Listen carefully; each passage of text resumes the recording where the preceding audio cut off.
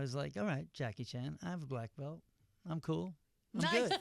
So you can kick all our asses too. Yeah, nah, it's just like a certificate. You know what I mean? The Mercedes-Benz Interview Lounge. Ralph Macchio has so much to do, he found time to be with us. Hi, welcome back. Good to see you, man. Come on in. Thank you. Get on in here. Ralph Macchio, right here. Hi.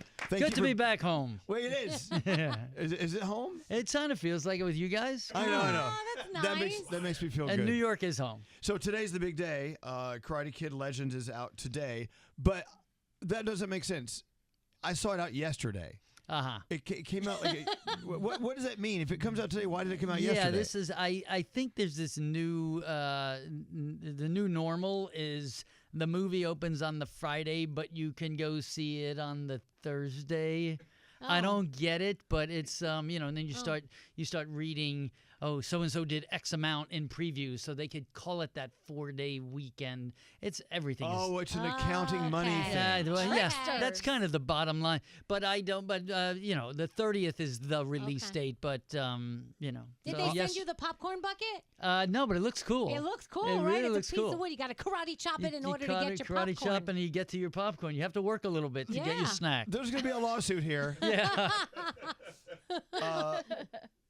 Jackie Chan, what a badass. He's amazing. He still does his own stunts, everything. He does. He does everything. Like they say, how long does it take you to train? He goes, I don't need to train anymore. I'm doing a Jackie Chan impression. I've been training 64 years.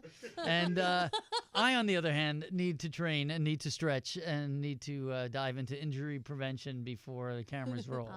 But one of my favorite little moments, and I don't wish ill on anyone, but I was pretty nervous stepping onto the set with the master and legendary Jackie Chan, who's broken like 400 bones and still is walking and has done his own stunts forever. Is he did a move with the wonderful Ben Wong, who plays the kid in the film, and he pulled his shoulder out and he winced and made a sound of pain, and half of my brain was like, wow, I feel bad, and the other half was like, yes, thank you. Like, I'm okay. Like, he feels pain too. He's amazing. He's amazing. I love this. I did an interview the other day, and I told everyone how pleased I was that Jackie Chan felt pain. That's right, felt pain. Well, because he's one of us. But he really is. Human. It's really incredible at his age. He's 71. He's done everything. I mean, he's fallen off buildings, crashed through windows. He just, he's a stuntman, early part of his career before he became Jackie Chan film star. And he's the first one on this. He's the youngest kid on the set. Wow. He's he's there early. He leaves late. He'll hang lights. He'll set the microphone. He'll do whatever he wants. He's happy in the environment and just loves making movies. And I pride myself on that, but he takes it to the next level. So between the two of us, it was pretty damn fun. Have you ever broken a bone on set? I have not. So Would you like to? No, The day of no. I'll leave that to Jackie. Okay. I've gotten like a splinter. Oh, Okay. from the chopping of the wood. Yeah. Could Jackie Chan kick all of our asses in this room? I think it's a pretty good shot. It's good to know. He'd know how to defend himself, right? For sure. As I'd like to believe I would as well. Yeah, how But, advanced are you in martial arts at this I've gotten my black belt, which is kind of cool. Okay. Took 41 years. I mean, maybe if I didn't stop training somewhere in the late 90s in the early 2000s, would have gotten it earlier. No, the stunt guy on Cobra Kai, let me put it this way, the fight coordinator, Don Lee, who's trained in a very classic Okinawan Miyagi-esque kind of style of karate, was like, dude, you need your black belt. You have all the skills. You've done it, and it was really cool. I wound up doing it, testing for it. I got the presented. It was a whole ceremonial thing. And then when I went up to Karate Kid Legends, which was the next day, literally after wrapping Cobra Kai, I was like, all right, Jackie Chan, I have a black belt. I'm cool. I'm good. So you could kick all our asses too. Yeah, nah, it's just like a certificate. You know what I mean? Yeah, but you have to work. You have to to get practice. The Yes, you do. Honorary. You do. Yeah. Well, do me a favor. This guy's Scary, my producer. Come kick his ass. Yeah, okay, any day. He needs a good ass kick. I have a question about the movie. Go ahead. So is it like a Marvel movie where you're supposed to stay for the credits because there's like a scene that tells us something? Very possibly, or very possibly not. But you should stay. You should stick around. Okay, stick around. Okay, good. It's always good to stick around with Oh. anything that has a universe as large as the Karate Kid cinematic universe. if you will. Okay, good. By the way, good. just turning us on, Ralph Macchio is here. Karate Kid Legends is out today, of course, with Ralph and the legendary Jackie Chan. Oh, by the way, I was looking at the map coordinates in Hollywood. Your Hollywood star is right around the corner from mine. How about that? Well, I got to do a one-stop shopping next time I'm out there. But do you ever check on it? Because his had what a gum. I had to clean it off. I saw someone posted the other day on Instagram. Their pictures. I must have tagged me, so it came up in my thing. Right. And I was swiping through. It was all these different stars, like Paul McCartney. It was big name, and all their stars were like glistening. And mine had like tar. Yeah. Yeah, And mine it was, does too. That's it how was yours just, was. it was just, I just got it in November. I mean, let's get a little buffer and clean that up. No, yeah. Someone, I think I'm gonna go down next time in LA. Sneak in. I'm sure Pat Morita's right next to mine is absolutely pristine. well, that's cool. He's right next to you. Yeah, though. it's really cool. We make it easy for those Karate Kid fans. They don't My, have to my look. star's outside the door of a club called Avalon. So I know where it is. they all wait in line. Yeah, that's On my Step star. on you. Stand on your face. And then, we were helping our friend Wendy Williams get her star when she was out there. Hers is right across from the Hustler Club. Oh wow. That's Well, right. you can't read too deep on Hollywood Boulevard. You really can't, No. because you don't have much of a shot of being next to like the Plaza. Right. No, ain't going to happen. Let's talk about, Ralph, let's talk about Hollywood. Let's talk about the film industry and making movies now compared to Oh, yeah. way back in the day. It's very a whole different. different world now. It's completely different. It really is. Listen, I'm old school. I miss the cinema of the 70s. Certainly, that was just such a great era. And leading into the 80s, when I started popping up and things, having the chance to work with John Avildsen, the great director of Rocky, not in addition to The Karate Kid, and Lean on Me and Save the Tiger. Francis Coppola with The Outsiders, directed obviously Godfather, Apocalypse Now. So I got to learn from these cinematic masters. And now, there's such there's always studio fingerprints on everything. But now that opening weekend, and we're at it right now for Karate Kid Legends, it's about that opening. It's so that word of mouth sleeper that kind of builds, those are really rare. It's about, grabbing that real estate before the competition does and keeping those kids from looking at their phones or grabbing their remotes. It's so it's challenging, and the editorial aspect of it, you feel like you're cutting films for the TikTok generation, Well, you are. Yeah, so Sure. that's it. In part. But also we were talking about social media. Social media, of course, not a thing back in that Of day course. when Karate Kid first came out. Yeah, and Karate Kid, in that time in 1984, you either, you went to the beach or you saw a movie. That was summer, right? Now there's so much content. There's so many things that distract. But in fairness, with Karate Kid Legends, since it's topical and it's now, there is an element that is very entertaining for the next generation that still ties into all the themes from that original film and the connective tissue of that franchise. And that's something I've fought for throughout, to make sure we still try to land those themes: fish out of water, a kid overcoming obstacles, mentorship, single parenting, dealing with loss in the case of the original film, Daniel Russo's father. In the case of this film, Li Fang's brother. So those relatable human themes are still in this movie, albeit cut for the kids of today and the families of today. Wow. So speaking of kids overcoming struggles, when Karate Kid came out, you were how old? 22 when it came out. Yeah, You were 22. Yeah. Oh, It's wow. got the Macchio curve. Okay. I played 16 for 37 years, but go on. That's incredible. Go on. Okay, but that's still right around the age where a lot of younger people, when they're in the industry, they get this massive amount of fame, and then after that, it was My Cousin Vinny, right? Yes. And then you paused for a while. Yeah, I paused longer than I expected. But how did you? Because I'm currently watching a show called Hollywood Demons, and the last episode was about child stars who find this massive fame, and then when they pause, they spiral out of control. Yeah. What did you do to keep yourself from that? Yeah, today I don't know how they do it because you can't escape. It's so everything's instant. Everyone with a phone is a paparazzi, and so you could document anyone, anytime. It's really scary, but it is what it is. For me, I mean, I think it's partly my sensibilities, my upbringing. So I gotta give props to my parents, give props to my girlfriend, now wife at the time. So I kind of had a grounded, give props to the New York Mets who were playing well, and I wanted to get back home to see some games. You know what I mean? So like I always kept one foot in and one foot out. Of Hollywood, if you will, and there was a downside to that. If I was a little bit more diligent in it, maybe that pause would have not lasted as long. But I think so. It wasn't by design, but that's kind of when we started having kids, my wife and I, and we raised a family, and so I got to kind of be at all of that and still be creative in my way, keep it working, but not necessarily at that heightened level. And but I also knew that I was planning this big resurgence a couple of years later. That no, I'm joking. It was always in the plan. So I got pretty lucky, but I think I was just the seduction of all that. Yeah.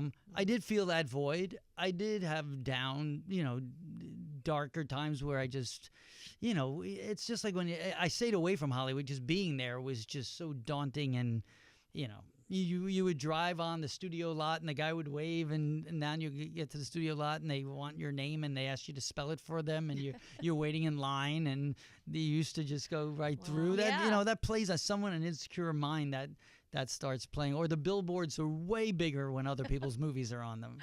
They just are. So when did they extend that by like 20 feet in each direction? Wow. Well, knowing what you know now and having been through it, would you let your kids get into acting? My daughter is in it, but she's not a kid anymore. She's my kid, but she's an adult. Do as I say, not as I do does not work. But she's super talented. She did some episodes in the Cobra Kai series. She played the Jennifer Beals role in the national tour of Flashdance and did it in New Zealand. Wow. So she has a career. I wouldn't advise it. It's a tough. What's happened to me is like a bazillion to one.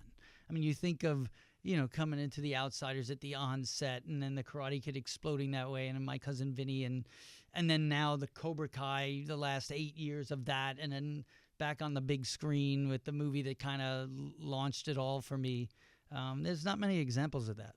My Cousin Vinny, let's go back. Yeah, to let's that go a back. minute. Yeah. So you did say there's a little talk. You're having conversations about a reboot. Yeah, I think that is that came up. It's come up a few times. After the initial hit of the movie, Joe Pesci had some ideas. He in the studios was talking about it. Then that kind of waned, and I think Marissa, and Joe, who was so spectacular in that film, had some conversations, but it never came to fruition. And then someone brought up a conceptual idea. Obviously with Cobra Kai, it was like, you know what? Let's take this IP, go 30 years later, and make a big streaming hit. Yeah, it's that easy. And so there were conversations when someone asked me about that. Yeah. They have since waned, and I think you never say never, but it's really got to be right. And what worked with Cobra Kai is those writers are such big Karate Kid fans. They cared so much to not let go of the origin and the source, and that's why it worked for 6 seasons. Wow. By the way, I have a call that wants to connect with you, and I'm going to do that in a second. But as you listen to this, Ralph Macchio speaking, doesn't he sound a little like Joe Pesci to you? Oh. Have you I'm gonna heard have to this? close my eyes. I don't know what you're talking about. No, has anyone ever said that to you ever? So not too often, but I do. I like to do Joe impersonations. It's bet. fun, No, he's like even just like when I first did my cousin Vinny. He brought a bottle of wine. It was a Chassagne Montrachet. He liked the French, white Burgundies, which are essentially Chardonnay.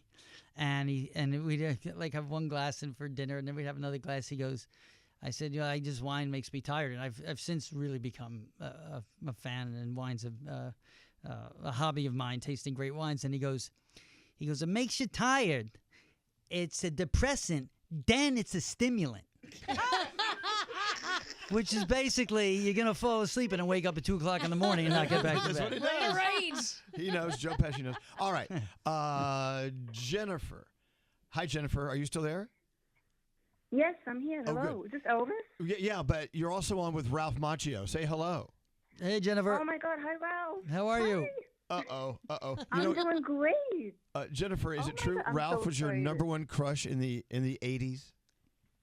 It's true. I mean, I basically had Ralph Macchio wallpaper in my bedroom. It's true. Wallpaper? Did you your own line of wallpaper? Well, no, at I Home don't think Depot? it was actual It was from wallpaper. it was probably I think it Teen may be Beat a and bunch Tiger of Beat. Tiger Beat, Teen Beats, and 16 magazine taped together. Yep. But the Ralph Macchio wallpaper would be interesting. Could you imagine me like this is the product I want to push now? And all the different poses. Yeah, all different poses, all different movies. Yeah. No, it was pretty crazy. I mean, I remember like me and my friends going to the store. We would buy all those teen books, and like you were the first pictures that we would pull out and just hang up. Like I was just in love. I was convinced we were going to be married when I was 14. Oh. Basically.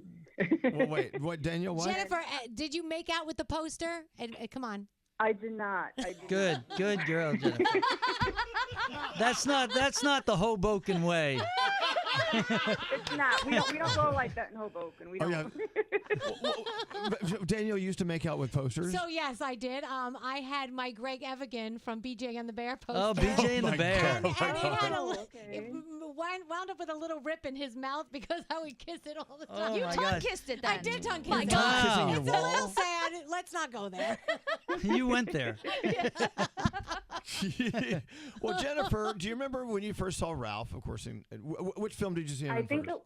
I believe it was The Outsider. Yeah, it was Okay. good. That's a What a great film. Like to this day, I still watch those movies as an adult. I'm 50 now, and I still enjoy those films so much. And I have to say, Ralph, like those movies are tied to my teen years. Like I remember my mom, she's passed away. She passed away in 2012, and we used to watch those movies together all the time. Karate Kid, The Outsiders, and there's just so many great memories like tied to you and those films. And I just want to say thank you for those movies because they were just great. Thank you, man. That never gets old to hear that, and that's those movie, cinema can do that. Storytelling, it touches people. You remember experiencing something, especially when you lose someone. That movie comes on again. We see it and we go back. That's nostalgia right there. But those films bring up kind of positive feelings, and certainly the Karate Kid has always been that because you share that kind of wish fulfillment, aspirational kind of storytelling. So that's what we're planning to do with the next generation as well. Thanks for sharing that. Thank you, Jennifer. And you're welcome. And not only the Karate Kid, like you've been in so many great things. My Cousin Vinny, one of the greatest comedies ever. I love that. That's movie. exactly right. It's the late for dinner movie. If it's on, you're just gonna be late for dinner. I love it. No problem, Jennifer. Thank you. Great. My favorite show ever on Cobra Kai. Fabulous show. Anybody who hasn't seen that show has to watch it. You are great in that show. You should. Thank you. Yeah, you guys Jennifer. do on that show. I love it. That's awesome. You are my cheerleader, and I appreciate it. And yeah, keep rocking it. And it's so nice to vocally meet you. Thank you, Jennifer. Wow, look at that. How about that? It is a Okay, memory Mom. Thanks. You can go ahead. There's a plant. That's the thing. This show's been on for about 30 years. Yeah. We're doing mornings here in New York. And so we have people come up and say they grew up listening to us. Now their grandkids listen. It's crazy.